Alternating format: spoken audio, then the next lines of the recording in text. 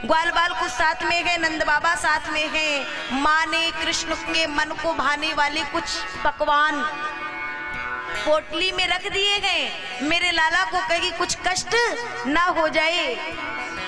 और मार्ग में प्रभु पहुंचते हैं, जल के भीतर एक स्थान में अक्रूर जी को सर्वांग का दर्शन कराते हैं और फिर आगे बढ़े।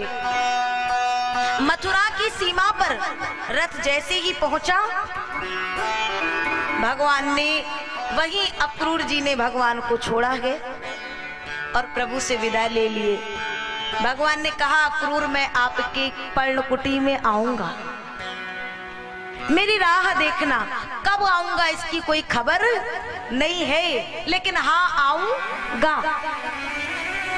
और अक्रूर को पता है भगवान ने कह दिया है तो अवश्य आएंगे। भगवान वहां से आगे बढ़े। कहते वहां जाने के बाद में प्रभु ने वो एक घाट पर पहुंचे हैं जहां एक धोबी वस्त्रों को साफ कर रहा है। बड़े सुंदर सुंदर वस्त्र हैं, क्या हमें भी मिलेंगे? काली कमली धारण करने वाले गांव में रहने वाले गंवारिये, कभी तुम्हारे बड़ों ने, अब उनने जो बोला वो तो हम बोलेंगे नहीं, कभी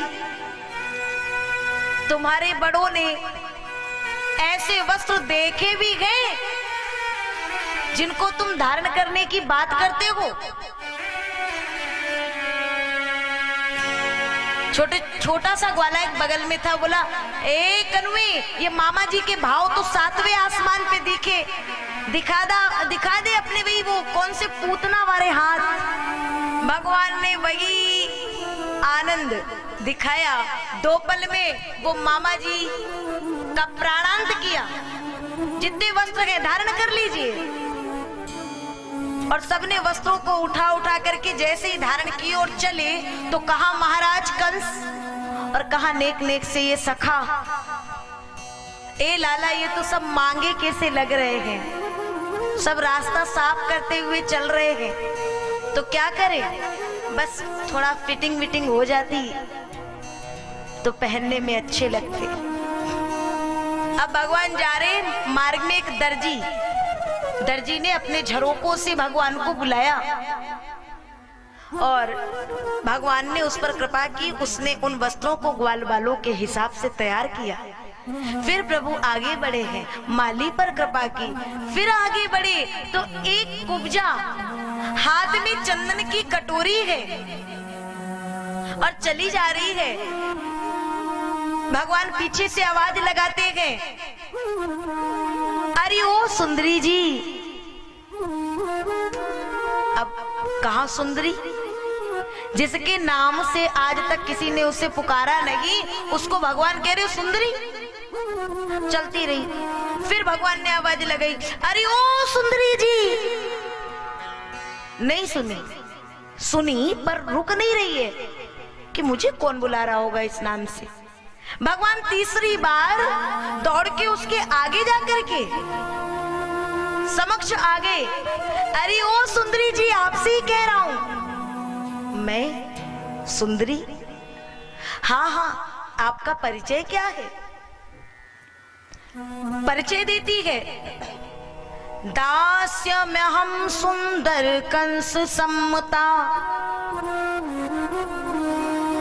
तिवक्र नामा ह्यनुलेप कर्मणि। दास्य में हम सुंदर कंस सम्मता तिवक्र नामा ह्यनुलेप कर्मणि। वैसे तो मेरा नाम सैरेंद्री है, लेकिन 3 जगह से टेढ़ी होने के कारण लोग मुझे तिवक्रा कहते हैं, कोई कुबड़ी कहता है।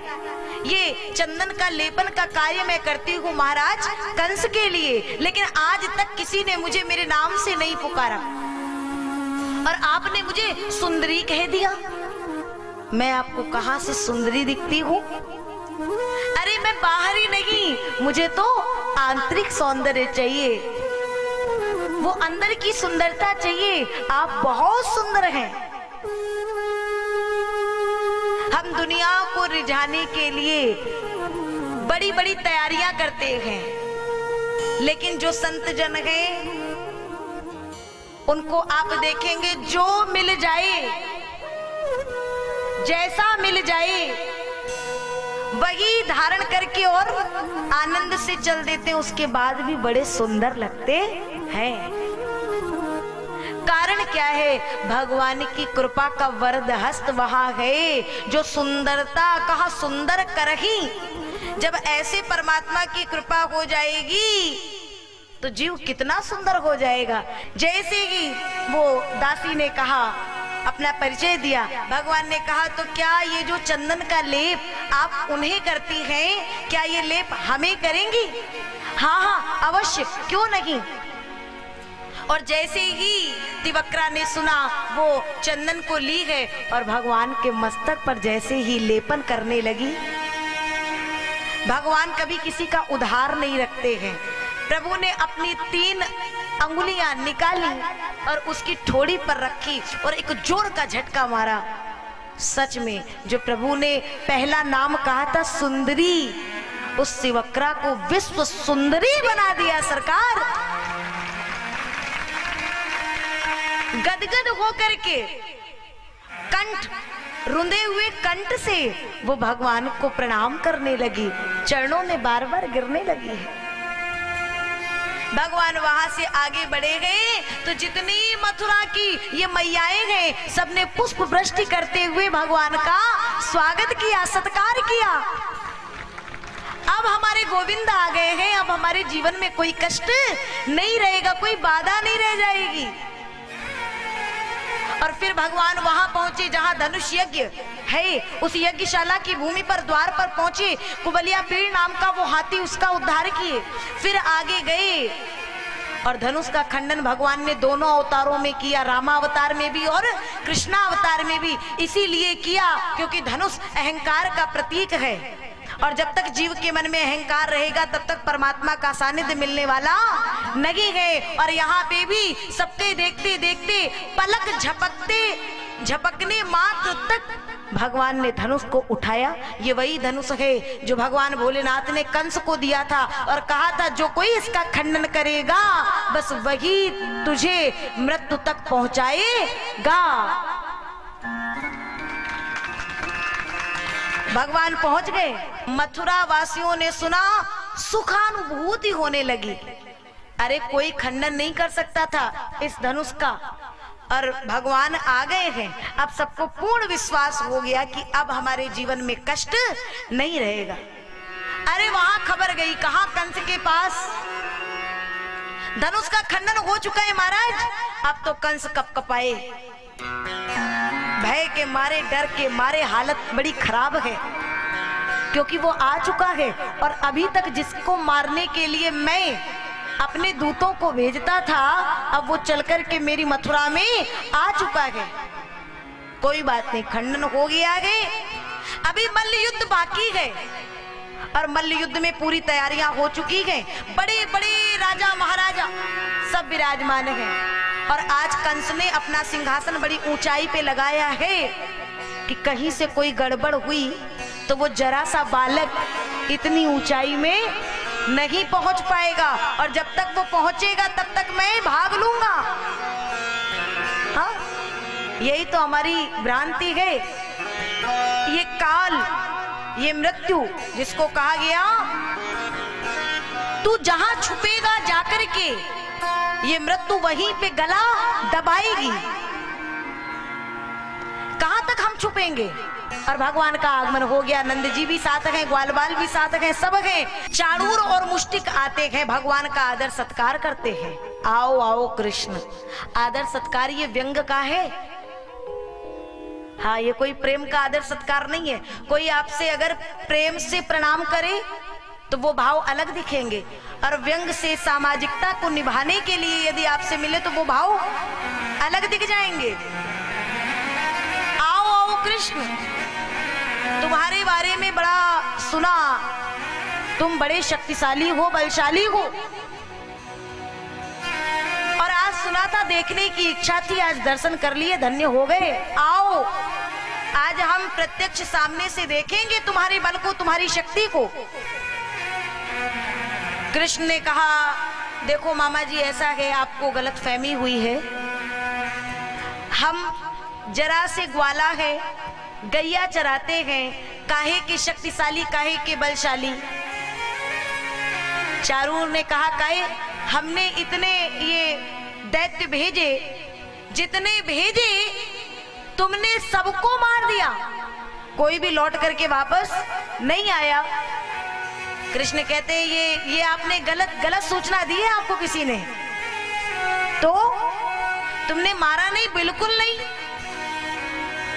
कृष्ण कहते हैं तुमने जितने भेजे थे मैंने किसी को नहीं मारा, ये जितने आए थे सब मरे मराए आए थे,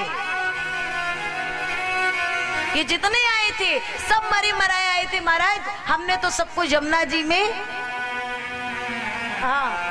और उन्हें पार कर दिया, नहीं तो वो अधोगति को चले जाते, मैंने तो उन्हें पार कर दिया।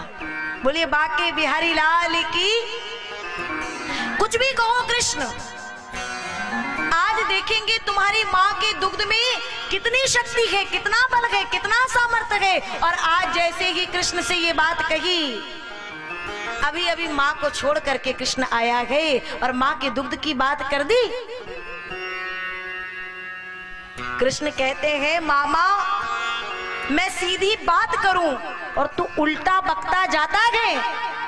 मामा, मैं मीठे वचन कहूं और तू जहर उगलता जाता है।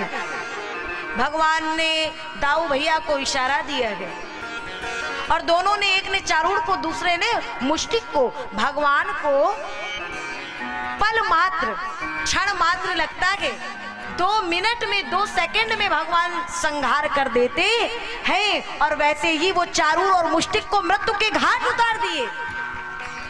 और जो क्रोध बढ़ा, भगवान ने देखा कंस कहाँ गए, ऊंचाई पे सिंहासन है। भगवान ने एक छलांग लगाई और जो ही छलांग लगाई, परमात्मा सीधे कंस के पास पहुंचे। कंस चिल्लाता है, रे चारूर मुष्टिक कहाँ मर गए सबके सब? बोले मामा वहीं गए जहां अब आप जाएंगे। और केसों को पकड़ करके जैसे ही धड़ाम से गिराया, कंस ने कहा छोड़। भगवान ने कहा क्या हुआ मामा, पीड़ा हो रही है? हाँ। बोले ऐसी ही पीड़ा हुई थी मेरी माँ देवकी को, जब तूने रथ से उसे ऐसे ही केस पकड़ करके गिराया था। जाके पग नहीं पटी बिवाई, सो का जाने पीर पर आई। और आकाश तत्व, वायु तत्व को मानो पवित्र करते हुए 10 बार वहीं से घुमाते हुए और उतनी ही ऊंचाई से 11वीं बार धड़ाम से पृथ्वी पर पटका गए और 2 पल में कंस का प्राणांत हो गया।